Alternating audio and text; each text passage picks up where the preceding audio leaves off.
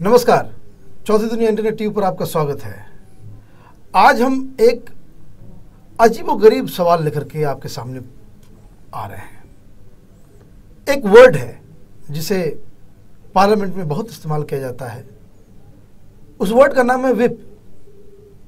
Whip कहते हैं कि जो पॉलिटिकल पार्टीज अपने सारे सांसदों को पार्टी के मन मुताबिक वोट करने के लिए मजबूर करती है। इसका मतलब क्या है? विप कहते हैं चाबुक को, और ये चाबुक जब चलता है पार्टी का, तो जो हमने देश की जनता ने जो सांसदों को हमने चुना, उसकी आवाज पार्टी की आवाज में दब जाती है। हमारे साथ विश्वबंधु गुप्ता जी हैं। आज इनसे बात करते हैं कि ये तो किसी मेडिवल एज का कानून लगता है। नहीं, मेडिवल का नहीं, हम इस पे काफी दिनों से सोचते रहते हैं। हमारे दिमाग में कोई सवाल आता है, मनन करते रहते हैं। इंडिया के कॉन्स्टिट्यूशन में लिखा हुआ है fundamental right to have and to live according to your conscience. Summarise कर रहा हूं। मैं एक एमपी को जो चुनाव के लिए आता है, मैं उस पे जाकर जो भी मेरे को मिले हैं उस हिसाब से जाकर मैं ठप्पा लगा देता हूं। विश्वबंधु जी, ये लगता नहीं कि ये विप की कोई क्या डेमोक्रेसी में कोई औचित्य है? देखिए, अमेरिका में विप इज अनकॉन्स्टिट्यूशनल। आपको मालूम है, सेनेट और डेमोक्रेट्स और रिपब्लिकन के बीच में कोई भी डिबेट हो, कोई भी सेनेटर या कोई भी वहाँ पे जो हाउस का, जो बोलते हैं हाउस का रिप्रेजेंटेटिव, वो कभी भी किसी पे जाके किसी भी अपनी कॉन्शियंस के हिसाब से वहाँ पे वोट कर सकता है। दुनिया के मोस्ट ऑफ द डेमोक्रेसी में यही हाल है। हिंदुस्तान में जो विप है, ये हिंदुस्तान की कॉन्स्टिट्यूशन के खिलाफ है। ये गुत्थी मेरे दिमाग में थी तो घूम रही थी, लेकिन कल मैं जन लोकपाल बिल के चक्कर में फंडामेंटल राइट्स पढ़ा हुआ है, और आप उस पर लिखा हुआ है 8-9 फंडामेंटल राइट्स हैं। एक फंडामेंटल राइट है right to have a conscience, और right to have a belief as per your freedom. जब चुनाव होता है उस समय मैं क्या देख रहा होता हूं कि मैं सबसे उस आदमी को भेजूं जो मेरी नजर में मेरे बिलीफ से, मेरी कॉन्शियंस के हिसाब से सबसे ज्यादा माफिक बैठता है। यही कर रहे हैं ना आप। मैंने उससे बात की, अच्छा यहां पे पार्टी सिस्टम नहीं है। अगर आप पार्टी सिस्टम होता कि साहब मैनिफेस्टो पढ़ लो और फिर आप वोट दे दीजिए, तो तुम मैनिफेस्टो की ब्रीच पे कुछ कर सकते थे कोर्ट में। लेकिन यहां तो वो मैनिफेस्टो भी है और कैंडिडेट भी है, और मैनिफेस्टो जो है उसकी कोई बाइंडिंग नहीं है, legal binding. That is a wish और an agenda which is deceptive also, because in most cases since the independence even 20% of manifesto has not been implemented by any party. अच्छा, छोड़ो उस चीज को। आपने एक बड़ा अच्छा शब्द यूज किया, चाबुक, विप के लिए, और बड़ा अच्छा, मुझे अच्छा लगा आपकी चाबुक बोला। चाबुक किस लिए होता है? जब घोड़े को तांगे में रखा जाता है ताकि वो इधर उधर ना दिखे। अगर, और दूसरा जो आपने थोड़ा गलती किया इसमें, वो गलती ये किया कि उसको, एमपी को पार्टी के हिसाब से चलना पड़ता है। पार्टी के हिसाब नहीं, पार्टी की एक कोटरी के हिसाब से, पार्टी का एक एलीट, एक ग्रुप ऑफ रोग्स। बीएसपी का क्या विप होगा? वो मायावती किस सिरहाने सोई थी रात को और किस सिरहाने उठी, या सवेरे उसका सिर दर्द हो रहा था कि नहीं हो रहा था, उससे हिसाब से विप इशू हो गया। मैंने बीएसपी के एमपी को देख के, मान लीजिए मैं एग्जांपल कोर्ट के आगे बोल रहा हूं, किसी का भी, सबका सवाल ये है, हिंदुस्तान का कॉन्स्टिट्यूशन सिर्फ फंडामेंटल राइट्स और जो balance between 3 branches of the entire polity, उसी पे आप जानते हैं, इससे ज्यादा जाने की जरूरत नहीं है। मैंने एक एमपी को चुना, एमपी कहता है मैं क्या करूं, मेरे को विप इशू हो गया, और विप अगर आप नहीं करो तो आपकी, you can forgo your membership. सवाल सबसे बड़ा यह है मुनीश जी, इस सारी इक्वेशन में प्रिंसिपल कौन है और एजेंट कौन है between MP and A voter? ये बताइए आप। प्रिंसिपल मैं हूं, ही इज माई एजेंट। इसमें कोई डाउट नहीं, सुनिए सुन लीजिए आप जरा। ये प्रिंसिपल और एजेंट का इक्वेशन लीगल है ये? हाँ, लीगल है।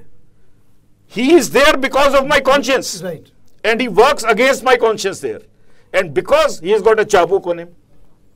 The question is, how can a whip be applied on any elected person? And how can a whip be allowed on any person for that matter whatsoever? Even an MP has a right. He doesn't lose that right once he enters the parliament assembly house. मुझे आप एक बात बताइए, क्योंकि मेरी party के कुछ गुंडे या में लीडर कहते हैं कि तुम ऐसे वोट करोगे, क्या मैं उस समय गधा हो जाता हूं आदमी से? हिंदुस्तानी खत्म हो जाता हूं मैं? मेरे फंडामेंटल राइट्स कहां गए? पहली बात है से। दूसरा, मैं एजेंट है मेरा, सुनिए आप, अगर वो मेरे को फिर सुप्रीम कोर्ट को राइट टू रिकॉल देना पड़ेगा, क्योंकि मेरा एजेंट था बिटवीन द टेन्योर, जो अब सवाल उठ रहा है। I have to recall, I have to terminate his agency. You see, आप समझिए, you can not ask me to appoint an agent who. एक बात पे दर्शकों को बता दूं, क्योंकि जो आप बात कर रहे हैं बहुत सारे लोगों के चीजें जो है जो समझ में नहीं आए कि जो विप का जो पूरा जो सिस्टम है कि हिंदुस्तान में क्यों लगाया गया, वो इसलिए लगाया गया कि अचानक से ये मालूम चला कि लोग जो है पैसे लेकर के या किसी दूसरे पार्टी के इन्फ्लुएंस में आकर के या किसी मंत्रालय के चक्कर में, कुर्सी के चक्कर में, जो ये शुरू से हमारे कॉन्स्टिट्यूशन में नहीं था और ना ही हमारे देश में पार्लियामेंट में विप का कोई सिस्टम बनाया हुआ था, लेकिन अचानक से जो बहुत ही विभत्स किस्म से जो हमारे रिप्रेजेंटेटिव्स बिहेव करने लगे असेंबली के अंदर और पार्लियामेंट के अंदर में, तो उसकी वजह से सरकारों को लगा लेकिन कि एक विप होना चाहिए ताकि कोई दल बदलू ना बन सके, कोई पार्टी के खिलाफ वोट ना कर सके, कोई ऐसा ना कर सके कि गैंगअप होकर के सरकार को अस्थिर न कर सके। खैर, इसलिए विप की प्रथा हिंदुस्तान में शुरू हुई। लेकिन जो विश्व बंधु जी कह रहे हैं वो एक बहुत ही यूनिक सवाल उठा रहे हैं। वो ये सवाल उठा रहे हैं कि जो हमारा सांसद होता है या जो हमारा एमएलए होता है वो हमारे कॉन्सियस जो कॉन्स्टिट्यूंसी का जो general sum total of majority of consciousness जो है उसको वो रिप्रेजेंट करता है उस हाउस में, और वो आदमी अगर अलग बिहेव करता है तो उसके अलग करने की वजह जो है पॉलिटिकल पार्टी का विप है। लेकिन विश्व बंधु जी कह रहे हैं कि ये पॉलिटिकल पार्टीज का विप भी जो है कोई सैक्रोसेंट नहीं है, क्योंकि जो most of the political parties Hindustan के अंदर में है वो किसी परिवार की जागीर है या फिर there is an organised oligarchy party को रूल कर रही है। इसलिए ये हमारे संविधान में दिए गए फंडामेंटल राइट्स की अवहेलना करता है। मैं ये कह रहा हूं, इसके अंदर हिंदुस्तान के कॉन्स्टिट्यूशन के अंदर एक ही चीज जो है सैक्रोसैंक्ट है, बाकी जो बैलेंसेस के अलावा फेडरल के अलावा वो है fundamental rights. Political parties have no fundamental rights, no organisation can have fundamental right. Reliance company का तो कोई फंडामेंटल राइट कोई ऑर्गेनाइजेशन का नहीं है, only an individual can have individual right है, fundamental, yes, only an individual who is and few जो group rights हैं जैसे माइनॉरिटी राइट्स वगैरह जो माइनॉरिटी राइट्स हैं वो तो स्पेसिफिक है। पॉलिटिकल पार्टी ऑर्गेनाइजेशन को कोई राइट नहीं हिंदुस्तान के अंदर। सवाल ये है मेरे फंडामेंटल राइट्स को कौन एंक्रोच कर सकता है? कोई नहीं कर सकता, क्योंकि जिस कॉन्ट्रैक्ट के तहत मैंने उस एक आदमी को भेजा था, मैं बाजार में बोला 100 रुपए की सब्जी ला और वो 100 रुपए की शराब पी के आ गया वापस, तो क्या मुझे उस नौकर को निकालने का हक है कि नहीं है? या नौकरी पे रखूं उसको 5 साल के लिए?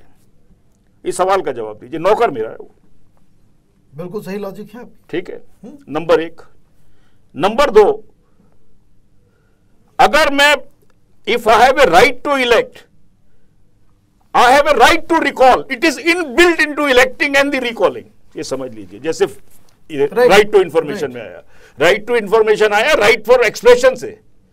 मैं एक्सप्रेशन का राइट तभी तक वैलिड है जब तक मुझे इंफॉर्मेशन भी मिले साथ में, अनफेटर्ड फ्लो ऑफ इंफॉर्मेशन। तो right to recall is inbuilt in right to elect. Is it clear? Because unless I have a right to recall, the point is this, the contract is not of 5 years of loot. Is it a contract? A person who am I giving him a blank check to do whatever he wants to do after I've signed it? Answer is no. Because democracy is a constantly evolving process. And then इसमें एक और जो issue जो सामने आ जाता है वो आता है कि जब आप विप को पॉलिटिकल पार्टी के हाथ में अगर विप दे देते हैं, then it becomes very pertinent for the citizen of this country to have this right to recall. इसमें एक चीज और है, हम इस पे सुप्रीम कोर्ट के, मैं वकीलों से रिक्वेस्ट करता हूं आपके प्रोग्राम की हैसियत से मेरी मदद करें। मैं इनसे दूसरा चीज ले रहा हूं। हिंदुस्तान में 60% वोट होता है, 70% होता है। लोग कहते हैं अमेरिका में तो 50 ही होता है। 50 ही होता है। वो इसलिए होता है, लोग कहते हैं इसमें फर्क क्या पड़ता है।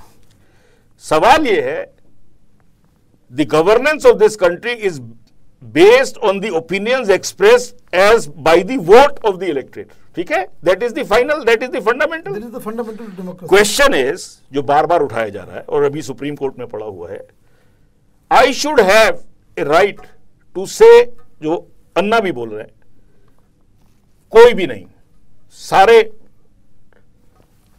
लायक नहीं। ठीक है, I have a right to register a protest that I don't find any one of them. अगर to represent me, you don't have to. The point is, I'm telling you, none of them come up to my benchmark. Right. I have a right to do it. मैं अगर शराब नहीं पीता और वो सारे शराबी खड़े हो गए, कोई बड़ी शराब पीता है, कोई अफीम पीता है, कोई भांगड़ा पीता है, तो मैं जाके साला घर ही बैठूंगा ना। Right. Question is, my opinion also has to be registered there. I have to say none of the above. इसमें कॉन्स्टिट्यूशनल पॉइंट ये है, अगर एक लोकसभा की कॉन्स्टिट्यूएंसी में मान लीजिए 5 कैंडिडेट खड़े थे और पांचों कैंडिडेट्स की आप वोटें गिन लीजिए, टोटल कर लीजिए, मान लीजिए वो आता है लोकसभा की सीट पर आता है, उसका नंबर 2,20,000 वोट है, जब 2,70,000 सबका मिला के, अगर 2,70,000 वोट कुल पड़ी है सारे कैंडिडेट्स को और 2,71,000 लोगों ने बोला है कि नन ऑफ द अबव, तो सारे के सारे डिस्क्वालीफाई हो गए, दोबारा इलेक्शन होगा। This is the nice point. नहीं, देखिए, आप 2,70,000 लोग कह रहे हैं कि इस हिसाब से हम ये इनमें से कर लीजिए, मैं सम टोटल बोल रहा हूं। 2,70,000 पड़े और 2,71,000 पड़ गया कि इसमें से एक भी आदमी फिट नहीं है, वो 2,71,000 की भी ओपिनियन मैटर करेगी या 2,70,000 वोटर्स की करेगी? ये 2 लाख, इस सवाल का जवाब दीजिए आप। देखो, जो अन्ना ने आग लगाई है, ये आग सारे हिंदुस्तान में सिर्फ इसी माचिस से जलेगी। जब फॉरगेट राइट टू रिकॉल, अगले इलेक्शन में होगा none of the above by majority vote, कराइए, अच्छे लेकर आइए, तब तक वो चलता रहेगा कॉन्स्टेंटली, जब तक वो टोटल सम एक्सीड करता रहेगा। You will have to keep rejecting those. देखिए, I have a right to equality, my opinion, none of the above है as much vote as the collective vote of the people who have voted. Right, I can't be discriminated as a voter. Only equality that exists in this country is at this only basic level कि 18 साल का जो है, उसको vote, चाहे वो गरीब है चाहे वो अमीर है, उसको वोटिंग राइट है। सवाल ये है, डेमोक्रेसी जब हिंदुस्तान आजाद हुआ, किस प्रेमिस पे हुआ? 1 मैन 1 वोट से सब प्रोग्रेस हो जाएगी। That is very good in theory. जब अब मेजॉरिटी हो, क्या प्रैक्टिस में क्या हुआ? पॉलिटिकली जितने भी इलेक्ट हुए उन्होंने उनके खिलाफ ही काम किया, और आज दुनिया के सबसे बड़े अमीर हमारे देश में, दुनिया में सबसे बड़ा वो है, क्योंकि वो, और दुनिया के सबसे ज्यादा गरीबी हमारे देश में। तो क्यों हुआ? क्योंकि उसकी पॉलिटिकल कोई भी रिस्पॉन्सिबिलिटी नहीं थी। वो एक बार उसने धोखा झपका दिया और उसके बाद वो 5 साल के लिए भाग गया। मैं एक बेसिक सवाल पर आ रहा हूं, कॉन्स्टिट्यूशन में जो है 1 man 1 vote is the basic governance principle, right to equality is the basic principle, right to conscience is the principle. How can you have a whip in this country? Tell me now, why do you think people will say whip हट जाएगा तो ये रोज defection करेंगे? मैं कल रात किताब पढ़ रहा था, उसमें लिखा है जो इलेक्शनों में ज्यादा पैसा खर्च होता है वो इसलिए होता है जब उस पोस्ट को होल्ड करने पे ज्यादा पैसे बन सकते हो। राइट। जिस जगह एमपी एमएलए को कोई पैसा बनाने की पावर ही नहीं है, बहुत थोड़ा है, वो क्या वहां पे डिफेक्ट करके करेगा? सही बात है। देखिए, ये असली जो है एमपीज की सारी डिस्क्रिशनरी पावर्स। विप का अगर लॉजिक देखते भी हैं तो अगर पॉलिटिकल पार्टीज ये चाहती है कि हिंदुस्तान के अंदर में जो है विप हो, क्योंकि वो इधर उधर नहीं भागे, तो विप का जो लॉजिक समझ में भी आता है वो लिस्ट सिस्टम में नजर आता है। Then political parties should declare their list beforehand, लोग जो है उनके मैनिफेस्टो और उनके लिस्ट के ऊपर वोट करें। एक लिस्ट सिस्टम का जो देखिए इसमें भी बड़ा प्रॉब्लम आएगा। प्रॉब्लम यह आएगा how much weightage we give to manifesto and how much to an independent. There has to be a formula. अगर मैं ये नहीं कह रहा हूं कि ऐसा होना चाहिए, मैं ये कह रहा हूं हाँ, बिल्कुल। कि जो विप का जो लॉजिक आता है कि then if anybody who goes against the wishes of the political party, then you can use your whip. but उसमें लेकिन जो ये फर्स्ट पास पोस्ट जो हमारा जो फर्स्ट पास द पोस्ट, तो ये जो सिस्टम जो हमारा ये बकवास है। तो ये इसमें तो फिर राइट टू रिकॉल इनहेरेंट होगी, जो बिल्कुल एक फंडामेंटल राइट की तरह इसको होना चाहिए। नहीं, एक आप बताइए, जो आदमी सिर्फ 10% वोट से इलेक्शन जीत जाता है 15% वोट से, how does he represent that constituency just because he was first pass the post? उसके 15 थे, दूसरे के 14 थे, तीसरे के 12 थे, चौथे के 12 थे, 15वें 5वें के, ये क्या है ये? और दूसरा सवाल मैं ये पूछ रहा हूं, when political parties have no, अच्छा तीसरा ये उसका एजेंडा भी नहीं ले सकते। कई एजेंडा वो कहते हैं साहब हालात ऐसे हो गए, इंटरनेशनल में नहीं हो सकता, या अनफोर्सीन सिचुएशन कैलेमिटी आ गई, तो how can you catch people on party? You have to catch that individual only, and the only way I call it, when I elect him I can examine him and give my protest against all the candidates, or I elect one of them, or I can recall him. And recalling must be signed by more than all the total voters that had polled. ये भी आप वही formula जो उसी पे लगेगा था, उस वही लगेगा रिकॉल करने पे, क्योंकि एक वोटर ये कह सकता है कि साहब मैंने तो बीएसपी वाले को मैं वोट नहीं देना चाहता था, लेकिन ये सब में अच्छा था, मैंने इसलिए वोट दिया था, तो मुझे सबका सम टोटल लेना पड़ेगा, क्योंकि none of them is an ideal candidate, right? But what I am saying, if a right to recall exists and it gets a total vote against any existing MP, क्योंकि उसके तो बहुत कम vote होंगे उससे, हम तो सबकी मिला के चल रहे हैं, the right to recall stands. तो इस पे आगे क्या किया जा सकता है? मुझे वकील चाहिए हाई कोर्ट, सुप्रीम कोर्ट के। आप जाइएगा? मैं आपके प्रोग्राम से बोल रहा हूं, वो खुद समझ गए होंगे जो मैं कह रहा हूं, जो कॉन्स्टिट्यूशन में है। मैं पूरा इस पे ये मेरे फंडामेंटल, मैं तो स्टे मांगने वाला हूं सुप्रीम कोर्ट से कि सारे चुनाव असेंबलियों के और लोकसभा के स्थगित कर दिए जाएं जब तक ये मामला सॉर्ट नहीं होता। ये विप का सिस्टम हटाया जाना चाहिए। नहीं, ये पूरा right to recall and none of the above और विप, दो आने चाहिए, एक जाना चाहिए, नहीं तो सारे जितने यूपी का assembly election should be stayed unless this fundamental issue has not been gone into. इसमें बस एक समस्या जो मुझे बताइए, वो समस्या ये नजर आती है कि जो देश की जनता है, जो आम वोटर है, वो इतनी बड़ी बड़ी बातें बिल्कुल समझता है। उसको कहो क्या हम अपने एमएलए को बुला ले, खराब बदमाशी की है, हाँ बुलाई का राइट हो रहा है एमएलए को, 1 सेकंड में समझ में आता है। इनमें से कोई इसमें से कोई लायक लगे है तुमको, है कोई इसमें साले सब बदमाश हैं, क्या करे, किसी को तो वोट दे। This is a general sentiment in this country. You will get 90% positive votes like Anna Hazare has got against corruption. My dear sir, this empowers the common man. बुला लिया और चुनाव भी जीतने नहीं दिया, 2 पावर्स। तो ये राइट टू रिकॉल का right to recall and none of the above. None of the above. And whip has to go. And these other two have to be declared my fundamental rights. ये कब आप इसके मेरे को ये बहुत ही interesting idea मुझे लग रहा है। मनीष जी, मैं कानून का विशेषज्ञ नहीं हूं, कानून पढ़ा हुआ है, मैं पूरा दिमाग मेरे भी है। मैं आपको बोल रहा हूं, दुनिया की कोई ताकत सुप्रीम कोर्ट के अंदर इस लॉजिक को डिफाइन नहीं कर सकती। अगर कोई कर सकता है तो आपके प्रोग्राम पे ही बोल दे लिखकर। मैं सिर्फ 5 वकील चाहता हूं ताकि वो खड़े होकर इकट्ठे ड्राफ्ट बनाए। खुद मैं बनाने को तैयार हूं, कोई ज्यादा बड़ा ड्राफ्ट भी नहीं है, इसमें कितना आर्ग्यूमेंट है, जब हमने डिस्कस ही कर लिया उसके बाद खड़े हो जाए। आप वकील लोग ये गरीब का भला करेंगे, ये आ जाएंगे सब, ये सेवा करना शुरू कर देंगे जो बोल रहे हैं अन्ना हजारे। आप और ये भाग जाते हैं एमपी एमएलए, ये राजा वाजा सब बंद हो जाएंगे, नन ऑफ द अबव में निकल जाएंगे सारे। एक तो पहली बात, 70% सीटों पे रिजल्ट आएगा पहली राउंड का इंडिया के अंदर, none of the above. Oh my God. then parties have to put those people whose character is deemed very high by the people. और उसमें ये भी होगा कि कहीं किसी का नाम किसी भ्रष्टाचार में नाम आया, देन एंड देयर जो इमीडिएट राइट टू रिकॉल आ गया ना, राइट टू रिकॉल आ गया, हाँ, गया इमीडिएटली सीधा गया, चाहे वो कोर्ट कन्विक्ट करे ना करे, पब्लिक कन्विक्ट कर देगी। जब उसकी इतना चला गया पब्लिक का वो वोटर नंबर का, तो खत्म हो गया उसका, वो he may be innocent but they want to recall him.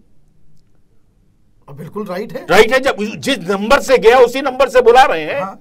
Manish ji, मैं इसलिए बोल रहा हूं, आपके प्रोग्राम से मेरे साथ होता क्या है, ये बहुत आइडियाज होते हैं, मैं अपनी प्रॉब्लम बता रहा हूं। फिजिकल एनर्जी जो होती है वो हमारे अंदर थोड़ी इतनी नहीं है जितनी कोर्ट में फाइल करना, ये करना, अपीयर होना, और ये ऐसी रिट है, एक लखनऊ में फाइल हो, एक बॉम्बे में फाइल हो, क्योंकि 6 अलग अलग स्टेट्स में उसी फंडामेंटल राइट पे लगेंगी, तो सुप्रीम कोर्ट कहेगी इनको कंसोलिडेट कर लो सबको और सीधा सुप्रीम कोर्ट ले आओ। State away the matter goes into the supreme court. आपने तैयारी भी कर ली है? नहीं, तैयारी नहीं, प्लान पढ़ भी लिया है, ऐसा है, आपने आर्गुमेंट भी तैयार कर लिए हैं, आपने स्ट्रेटजी बना ली, लेकिन विश्वबंधु को मनीष जी आपके साथ बैठा हो तो दिमाग में चलता रहता। एक बात मैं बताऊंगा, it is really very interesting. आप बताइए, you are an academic, you are you have studied political science, you are a journalist, you are an editor, you understand constitution, where am I being illogical? No no, you are, it's a very wonderful idea, और मैं बता रहा हूं अगर ये आंदोलन आप करते हैं तो हम बिल्कुल आपके साथ जो है खड़े हैं। 6 स्टेट्स में जो है, हाँ, ये बिल्कुल जो है हम एक कैंपेन की तरह इसको चलाएंगे कि देश की जनता को जिस तरह चुनने का अधिकार है, उनको वापस बुलाने का अधिकार है, और चुनने से पहले कहने का अधिकार है, ये सारे नालायक ये सारे नालायक हैं, नए लेके आओ और नए कैंडिडेट लेके आओ। तीसरी बात, ये जो पॉलिटिकल पार्टी की जो ओलिगार्की है, वो खत्म हो जाएगी। जो परिवार के पास जो पार्टी चलाने की जो शक्ति है, सब खत्म हो जाएगी। उनके पास जो वो विप है, जो चाबुक है, वो चाबुक उनके हाथ से छीनने की। This is the biggest revolution we can have. तो ये राजनीतिक, इसको कहते हैं कि पॉलिटिकल रिफॉर्म, जिस तरह से मनमोहन सिंह ने इकोनॉमिक रिफॉर्म्स किया, तो हिंदुस्तान को एक पॉलिटिकल रिफॉर्म्स की भी ज़रूरत है, इलेक्टोरल रिफॉर्म्स की ज़रूरत है, क्योंकि जो भ्रष्टाचार के खिलाफ जो लड़ाई है, उसके जड़ में, ये मानिए आप, कि उसके जड़ में हमारा जो पूरा पॉलिटिकल स्ट्रक्चर है वो बैठा हुआ है, और जब तक वो दुरुस्त नहीं होगा तब तक देश में भ्रष्टाचार खत्म नहीं हो सकता। और दूसरी बात कि एक अकाउंटेबल सरकार जो जनता के प्रति जिम्मेदार हो, वो सरकार नहीं बन सकती। विश्वबंधु जी, आपका बहुत बहुत धन्यवाद। Thank you.